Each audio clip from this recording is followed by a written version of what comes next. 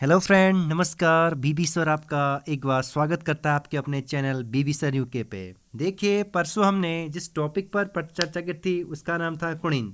आज हमारा यहीं आके एपिसोड नंबर 7 कुषाण। देखो, कुषाणों के बारे में हम डिटेल से पढ़ेंगे। जानकारी का स्रोत हमारे पास स्वर्ण मुद्राएं होंगे। यहाँ पर जानकारी का स्रोत क्या होगा इनको जानने के लिए? स्वर्ण मुद्राएं, ठीक है। और ये स्वर्ण मुद्राएं कहाँ कहाँ से मिली है और किस किन शासकों के मिले हैं, ये इम्पोर्टेंट रहने वाला है क्योंकि इस पर सवाल बनाया है यूके ट्रिपल एससी ने। तो देखिए, जो कुषाण कालीन पहला शासक कनिष्क की हमें एक मुद्रा मिली है काशीपुर से। कहाँ से बच्चों? काशीपुर से। वहीं दूसरे शासक आपका हुइस्क की 44 मुद्राएं मिली है टिहरी गढ़वाल से। वासुदेव की 5 मुद्राएं मिली है बिजनौर। इसमें ये थोड़ा सा मिसप्रिंट हो गया बच्चों, बिजनौर। वासुदेव द्वितीय के मिली हैं 3 मुद्राएं गोविशान। और वसु की मिली है 7 मुद्राएं खटीमा से। आपको जैसे चार्ट मैंने बनाया है ऐसे ही चार्ट आपको बनाने हैं मित्रों। कुषाण कालीन मुद्राएं, पहला है कनिष्क की 1 मुद्रा मिली है काशीपुर से। हुविस्क की मिली है 44 मुद्राएं टिहरी गढ़वाल से। वासुदेव की 5 मुद्राएं बिजनौर से। और वासुदेव द्वितीय की 3 मुद्राएं गोविशान से। और वसु की 7 मुद्राएं मिली हैं खटीमा से।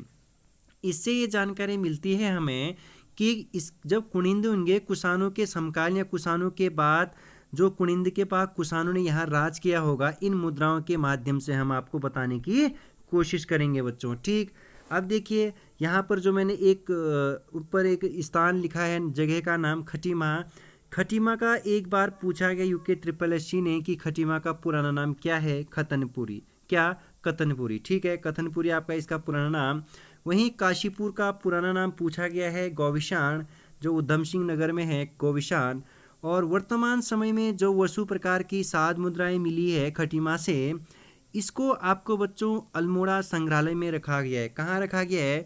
अल्मोड़ा संग्रहालय में। ये आपको याद रखना है बच्चों। ठीक, फिर से मैं कहना चाहूँगा, अगर आपने पहली वाली क्लास नहीं देखी है उत्तराखंड की तो जाइए और पहली क्लास देखिए, उत्तराखंड इतिहास को कैसे समझे, तभी ये क्लास आपकी समझ में आने वाली है। आने वाले भावी एग्जाम के लिए, कोई भी एग्जाम तो पीसीएस प्री से दो, चाहे एआरओ दो, चाहे एआरओ कोई भी एग्जाम दो आपको, पुलिस, एसआई, पटवारी, सभी एग्जामों के लिए ये आपका क्या है? टॉपिक है बच्चों। ठीक, अब देखिए, कुषाणों की निम्न मुद्राएं यहाँ से भी प्राप्त हो चुकी है जो निम्न तराई क्षेत्रों में उनके अधिकार होने की पुष्टि करते हैं। जो ये ऊपर का क्षेत्र मैंने अभी आपको, चाहे काशीपुर, खटीमा, टिहरी गढ़वाल, इनसे जो मुद्राएं प्राप्त हुई है, इसके आधार पर हम कोशिश कर रहे हैं कि इन तराई क्षेत्रों में किसका अधिकार रहा होगा? कुषाणों का। जबकि अभी भी जो ये कुषाण थे ये तो तराई क्षेत्र में थे, जबकि पर्वतीय क्षेत्र में बच्चों अभी भी आपका कुनिंद अपनी सत्ता स्थापित बनाए बैठे। आपको ये चीज याद रखनी है। अभी भी कुनिंद आपका उच्च पर्वतीय क्षेत्रों में अपनी सत्ता स्थापित किए बैठे हैं। ठीक है, अब देखिए, इसके बाद जो कुछ अवशेष मिले हैं इनके तराई भाबर क्षेत्र से, वो इम्पोर्टेंट होगा आपके लिए जानना। अवशेष कहाँ कहाँ से मिला है ये चीज़ आपको देखनी पड़ेगी। अब देखिए, अवशेष की बात की जाए तो एक तो वीरभद्र ऋषिकेश से मिला है। वीरभद्र का जो ये वीरभद्र है वो ऋषिकेश का पुराना नाम है बच्चों। ठीक, दूसरा अवशेष मिला है मोरध्वज पौड़ी गढ़वाल से। और तीसरा जो मिला है आपका गोविशान काशीपुर से, और ये उधम सिंह नगर में पड़ता है बच्चों। ठीक, मोरध्वज पौड़ी गढ़वाल में है और उधम सिंह नगर में आपका गोविशान है। इन 3 क्षेत्रों से कुषाण कालीन अवशेष मिले हैं। ठीक है, मैंने ये नोट डाउन में भी लिखा है बच्चों आपको कि उपरोक्त तीनों जगहों से कुषाण कालीन अवशेष मिले हैं। ठीक, वीरभद्र, मोरध्वज, गोविशान, यहाँ से कुषाण कालीन अवशेष मिले हैं। और सवाल पूछा गया है, और ऋषिकेश किस नदी के तट पर बसा है? ये चंद्रभागा नदी के तट पर बसा है, और चंद्रभागा और गंगा का संगम इसी ऋषिकेश में होता है बच्चों। ठीक, इसके बाद आपको याद रखना है, कुषाणों के बाद जब कुषाण कालीन मतलब कुषाणों का अवसान हुआ तो उसके बाद कहा जाता है यहाँ कुछ राजवंशों ने उसके बाद राज किया। कुछ नए राजवंश आए होंगे जिनकी जानकारी का स्रोत हमारे पास मुद्राएं और अभिलेख होंगे। क्या होंगे बच्चों? मुद्राएं और अभिलेख हमारे पास जानकारी होंगे। जो नए राजवंश आए उसमें यौधेय, उसके बाद गौत्रीय वंश, भवानी वंश, उसके बाद कुल्लूद वंश, उसके बाद गौविशान का मित्र वंश, ये इन्होंने यहाँ पर राज किया था, ऐसा बताया जाता है मुद्राएं और अभिलेखों के आधार पर। देखते हैं फिर कुषाणों के बाद क्या होता है। आखिर यहाँ कुषाणों के अवसान के बाद देखो कुषाणोत्तर काल आएगा। उसके बाद कौन सा काल आएगा बच्चों? कुषाणों के बाद कुषाणोत्तर काल। जिस प्रकार भारतीय इतिहास में गुप्त आते हैं उसके बाद उत्तर गुप्त आता है, यहाँ पर देखिए कुषाणों के बाद सबसे पहला वंश आता है यौधेय वंश। यौधेय कुनिंदों के समकालीन थे ऐसा बताया जाता है। जानकारी का स्रोत हमारे पास जौनसार बाबर क्षेत्र से और कालोडांडा पौड़े गढ़वाल से मिली मुद्राएं और अभिलेखों के आधार पर हम बताने की कोशिश करेंगे कि यौधेय कुनिंदों के समकालीन थे बच्चों। ठीक है, ये आपको याद रखना है। इसके बाद आप पढ़ेंगे कृतपुर राज्य। कौन सा राज्य? कृतपुरा राज्य, बहुत इंपॉर्टेंट होने वाला है। कृतपुरा राज्य संस्थापक, इस कृतपुर राज्य का संस्थापक कुनिंदों को ही माना जाता है बच्चों। किनको माना जाता है? इस कृतपुर राज्य का संस्थापक कुनिंदों को ही बताया जाता है। आपको सबसे पहला पॉइंट यही याद रखना है। जो कुनिंद, वही कुनिंद जो अभी भी अपना सत्ता स्थापित उत्तराखंड के पहाड़ी क्षेत्रों में, कहाँ बच्चों? पहाड़ी क्षेत्र में अपनी सत्ता बनाए बैठे हैं।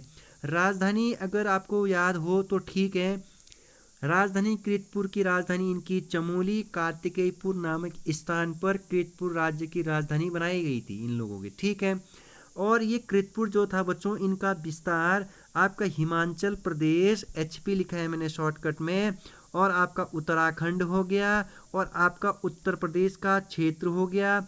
और उत्तर प्रदेश में इस क्षेत्र, ये जो इस पूर्वी क्षेत्र में रुहेलखंड, इन क्षेत्रों में इस कृतपुर राज्य का विस्तार रहा था ऐसा बताया जाता है। ठीक, वहीं इनकी जानकारी का स्रोत कृतपुर राज्य को गुप्त साम्राज्य के समुद्रगुप्त के प्रयाग प्रशस्ति, जिसको हरिसेन ने लिखा है, इस हरिसेन द्वारा दी गई इस प्रयाग प्रशस्ति या समुद्रगुप्त के प्रयाग प्रशस्ति में इस कृतपुर का जानकारी मिलता है बच्चों। ठीक, इसके बाद वहीं आपको याद रखना है लाखामंडल स्थित शिलालेख से कृतपुर राज्य के राजनीतिक स्वरूप का वर्णन मिलता है। वहीं लाखामंडल जो ईश्वरा का बनाया हुआ लाखामंडल, ईश्वरा ने जो स्थापित किया था लाखामंडल अभिलेख, जो आपका देहरादून में है, उसके माध्यम से भी हमें जानकारी मिलती है कि राजनीतिक स्वरूप का वर्णन किसका मिलता है? कृतपुर राज्य का। वहीं सिंहपुर की पहचान वर्तमान में लाखामंडल के रूप में की जाती है। वहीं लाखामंडल का पुराना नाम पूछा जाएगा तो सिंहपुर, सिंहपुर का कभी पूछा जाएगा किसका नाम है? तो लाखामंडल का। ठीक है, इसके बाद देखिए जब यहाँ पर कुषाणोत्तर काल चला, उसके बाद कुषाणोत्तर काल में क्या हुआ? ये अवसान हुए। उसके बाद यहाँ इनके अवंतिका काल आया। फिर देखिए इसके बाद क्या होता है आगे। फिर जब भारतीय इतिहास में आपका उत्तर गुप्त काल, कौन सा काल बच्चों? जब यहाँ पर कुषाणोत्तर काल हो जाता है, वहीं भारतीय इतिहास में आगे आपका उत्तर गुप्त काल चल रहा होता है। वहाँ से मिलता है ऐतिहासिक अभिलेखों के आधार पर इस प्रदेश में कुछ राजवंश शासक कर रहे थे। जैसे आपका भारतीय इतिहास में उत्तर गुप्त काल चलता है, उसके बाद बताया जाता है कि इस उत्तराखंड में कुछ परंपरागत राजवंशों ने शासक किया था, जिसमें आपका यादव वंश, नाग वंश, मौखरी वंश, वर्धन वंश इनका शासक रहा था। उत्तर गुप्त काल के जो अभिलेख मिले हैं उसके आधार पर, वहाँ जानकारी के आधार पर हम कोशिश कर रहे हैं बताने की इतिहासकार कि आपको यादव वंश, नाग वंश, मौखरी वंश और वर्धन वंश ने इस उत्तराखंड में बारी बारी तरीके से यहाँ राज किया था बच्चों। ठीक, अब देखिए, अब सबसे पहले पढ़ेंगे हम सिंहपुर का यादव वंश। कौन वंश बच्चों? सिंहपुर का यादव वंश।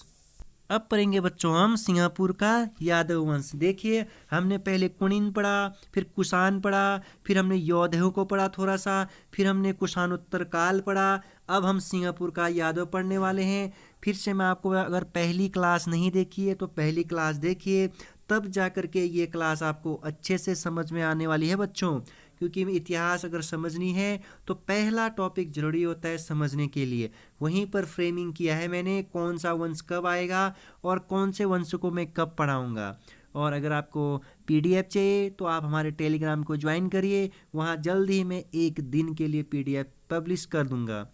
इस राजवंश के बारे में हमें देखो जानकारी तो मैंने बता दिया, सिंहपुर से यादव की जानकारी का स्रोत हमारे पास क्या होगा, अभिलेख। इस राजवंश के राजा श्री भास्कर वर्मन की पुत्री ईश्वरिया, इसकी जो शादी हुई थी वो जालंधर के राजकुमार चंद्रगुप्त जी से हुआ था, और इनकी धर्मपत्नी थी कौन, ईश्वरा। ईश्वरा ने ही लाखामंडल प्रशस्ति बनाया, और इसी लाखामंडल प्रशस्ति में एक शिव मंदिर भी इन्होंने बनाया, और यही शिव मंदिर और यही लाखामंडल प्रशस्ति लेख हमें यादव वंश के बारे में जानकारी देता है बच्चों, ठीक है। इसके बाद इस यदु या यादव वंश का संस्थापक श्री सेन बर्मन जी को बताया जाता है, इस यादव वंश का संस्थापक। और अगर इनका लोकेशन पूछा जाएगा कि उत्तराखंड में यादव वंश का जो इनका निवास स्थान, तो इनका निवास स्थान यामुन जो यमुना नदी के आसपास का क्षेत्र है, और सिंगापुर लाखामंडल ये वाले रीजन में इन यादवों का क्या था, आपका विस्तार या इनका फैलाव या इनका निवास स्थान यहाँ था बच्चों, ठीक। ये हमें कौन देता है जानकारी, शिव मंदिर और लाखामंडल प्रशस्ति लेख, जिसे किसने खुदवाया है, राजकुमारी ईश्वरिया, जो कौन थी, जालंधर के राजकुमार चंद्रगुप्त की बीवी, ठीक है। इससे क्या जानकारी मिलती है हमें, इससे ये जानकारी मिलती है बच्चों कि इनकी 11 पीढ़ियों के 12 नरपतियों शासकों ने यहाँ क्या किया था, राज किया था। ऐसा उल्लेख, शासकों का उल्लेख आपका सिंहपुर के लाखामंडल से हमें मिलता है, ठीक। जब हम यादव पढ़ लेंगे, अब यादव हमने पढ़ लिया है, इसके बाद हम सीधे पढ़ेंगे नागवंश, बहुत इंपॉर्टेंट होने वाला है, यहाँ से सवाल पूछा गया है भाई, ठीक। नागवंश के बारे में हमारे पास जानकारी 2 त्रिशूल लेख होंगे, कितने बच्चों, 2 त्रिशूल लेख सबसे इंपॉर्टेंट। मध्य हिमालय के आसपास इनका निवास स्थान था, और जानकारी का स्रोत 2 त्रिशूल लेख। आपको सबसे पहले जो त्रिशूल लेख है शुद्ध महादेव का मिला है, ये तो मिला है आपका जम्मू कश्मीर से, लेकिन जो त्रिशूल लेख एक और मिला है, जो हमारे उत्तराखंड से 2 त्रिशूल लेख मिले हैं, वो आपका गोपेश्वर त्रिशूल लेख चमोली से मिला है, और दूसरा मिला है बच्चों आपका बाराहाट उत्तरकाशी से मिला है बच्चों, कहाँ से मिला है, बाराहाट उत्तरकाशी से। हमने शुद्ध महादेव अभिलेख को तो नहीं पढ़ना है बच्चों, त्रिशूल लेख को, क्यों, क्योंकि ये हमारे राज्य के बारे में जानकारी नहीं देती है, ये तो जम्मू कश्मीर केंद्र शासित प्रदेश के बारे में जानकारी देती है। तो हमें पढ़ना है गोपेश्वर त्रिशूल लेख और आपका बाराहाट त्रिशूल लेख, जिसे नागवंश के बारे में कुछ न कुछ जानकारी हमें अवश्य देंगे, ठीक। अब देखते हैं गोपेश्वर त्रिशूल लेख से हमें क्या जानकारी मिलती है। गोपेश्वर त्रिशूल लेख से हमें ये जानकारी मिलती है, इसमें 4 नाग शासकों की जानकारी मिलती है। जो गोपेश्वर त्रिशूल लेख है ना, उसमें 4 नाग शासकों की जानकारी या 4 नाग शासकों की नाम उत्कीर्ण है, जिसमें स्कंदनाग, विभुनाग, अंशुनाग और गणपति नाग, ये 4 शासकों के नाम, वो भी कैसे शासक, नाग शासक। जानकारी गोपेश्वर त्रिशूल लेख चमोली, स्कंदनाग, विभुनाग, अंशुनाग और गणपति नाग, ये चारों ही आपको याद रखने हैं प्यारे दोस्तों, क्योंकि एग्जामिनर ऐसा सवाल बना चुका है और सीधे एक गायब कर देगा, निम्न में से कौन सा है कौन सा नहीं है, या निम्न में चारों को दे देगा कि इसमें से कौन सा था कौन सा नहीं था, स्कंदनाग, विभुनाग, अंशुनाग और गणपति नाग।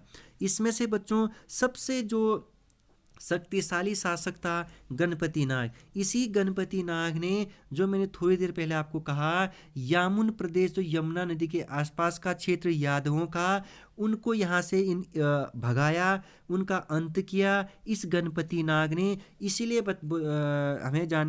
हमें बताया जाता है कि सबसे शक्तिशाली शासक नागवंश में गणपति नाग रहा होगा, ठीक।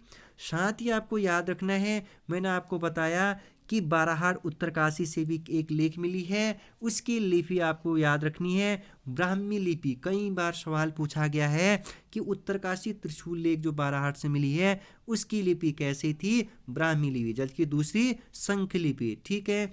रुद्र महाहिमालय के समक्ष शक्ति त्रिशूल की स्थापना गणपति नाग ने की, गणपति नाग द्वितीय ने की थी। ये भी आपको याद रखना है। ठीक, अब देखिएगा, यह माना जाता है कि इसके बाद क्या हुआ, कन्नौज के मौखरी वंश, कहाँ से, कन्नौज उत्तर प्रदेश से मौखरी वंश के शासकों यहाँ आए और उन्होंने नागों को पराजित किया। उन्होंने नागों को क्या किया बच्चों, यहाँ से नागों को भगाया और मौखरी वंश की स्थापना की।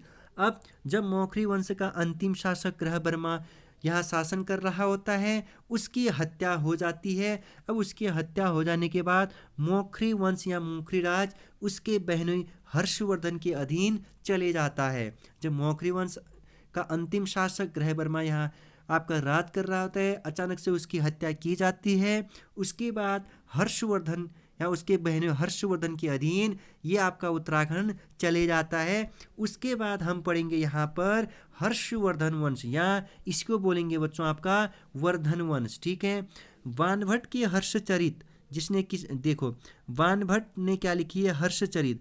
इसमें कहा गया है कि हर्ष काल के समय उत्तराखंड के भ्रमण पर आने वाले लोगों की चर्चा की गई है। बाणभट्ट ने हर्षचरित में ये उल्लेख किया है कि उस टाइम पीरियड पर हर्षवर्धन के काल में कौन कौन से लोग उत्तराखंड आए और उन्होंने इस उत्तराखंड को क्या कहा और क्या बताया। हर्षकालीन जो पहली यात्री थे वो ह्वेनसांग ने ब्रह्मपुर कहा पूरे उत्तराखंड को, ना सिर्फ गढ़वाल को, उन्होंने कुमाऊं और गढ़वाल के संपूर्ण क्षेत्र को ब्रह्मपुर और जो वर्तमान नाम ऐसा उन्होंने कहा।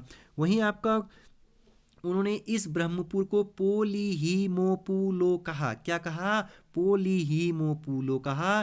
तथा ह्वेनसांग के अनुसार उस टाइम पीरियड पर यह उत्तराखंड का क्षेत्र बौद्ध धर्म के लिए प्रसिद्ध था बच्चों। किस धर्म के लिए प्रसिद्ध था, बौद्ध धर्म के लिए प्रसिद्ध था। ऐसा आपका कोई और नहीं, हर्षवर्धन के कालीन ह्वेनसांग कहते हैं। ठीक है, इसके बाद आपको यहाँ पर याद रखना है, ह्वेनसांग ने यहाँ पर 5 बौद्ध विहार होने का उल्लेख किया। इसको यूके SSS ने पूछा है कि ह्वेनसांग ने, जो आपका जानकारी का कौन देता है, बाणभट्ट, हर्षचरित में लिखा है कि ह्वेनसांग ने यहाँ पर 5 बौद्ध विहार होने का उल्लेख किया है। ठीक, ये सवाल पूछा है कि ह्वेनसांग के समय पर कितने बौद्ध विहार उत्तराखंड में हुआ करते थे, 5। वहीं अंग्रेजी इतिहासकार कर्निंघम आधुनिक कुमाऊं और गढ़वाल के संपूर्ण क्षेत्र को ब्रह्मपुर मानते हैं बच्चों। क्या मानते हैं, अंग्रेजी इतिहासकार महान कर्निंघम पूरे उत्तराखंड और गढ़वाल, जैसे गढ़वाल और कुमाऊं है ना, तो उसके संपूर्ण क्षेत्र को ये क्या मानते हैं, ब्रह्मपुर मानते हैं। ठीक, इसके बाद आपको याद रखना है, हर्षवर्धन की मृत्यु के पश्चात उत्तराखंड में कई सारे छोटे छोटे राज्य अस्तित्व में आते हैं, या आप कह सकते हो हर्षवर्धन की मृत्यु के बाद उत्तराखंड में एक नए युग, बहुराजकता का युग आ जाता है, या बहुराजकता के युग की शुरुआत हो जाती है। उत्तराखंड में एक नए राज्य में अस्तित्व में आएगा, एक नहीं कई, जहां ब्रह्मपुर, शत्रुघ्न, गौविसार ऐसे अनेक छोटे छोटे राज्य आपके अस्तित्व में आएंगे हर्षवर्धन की मृत्यु के पश्चात। आज के लिए इस टॉपिक में इतना ही मित्रों, और चैनल पर पहली बार हो तो शेयर और सब्सक्राइब और लाइक और कमेंट करना ना भूलिए। आपको किस तरह का कंटेंट चाहिए वो भी मैं आपको प्रोवाइड करवाऊंगा। जल्द ही मैं आपको जीएस का विजन लेकर के आ रहा हूँ, तो तब तक के लिए आप इनको बारी बारी की तरह से पढ़ेंगे और नोट्स करेंगे और नोट बनाएंगे। अगर आपको नोट्स चाहिए, फिर से मैं कह रहा हूँ, आप टेलीग्राम ज्वाइन करिए। और अगर आपको कोई से भी कुछ भी चीज़ की परेशानी हो तब भी आप कमेंट बॉक्स में बताइए, हम आपका सॉल्यूशन ज़रूर करेंगे। मैं फिर से कहूँगा, जिसने भी पहली वाली क्लास नहीं देखी है वो पहली वाली क्लास ज़रूर देखेगा। उत्तराखंड इतिहास पार्ट 1, कैसे समझे इतिहास को। Bye, take care.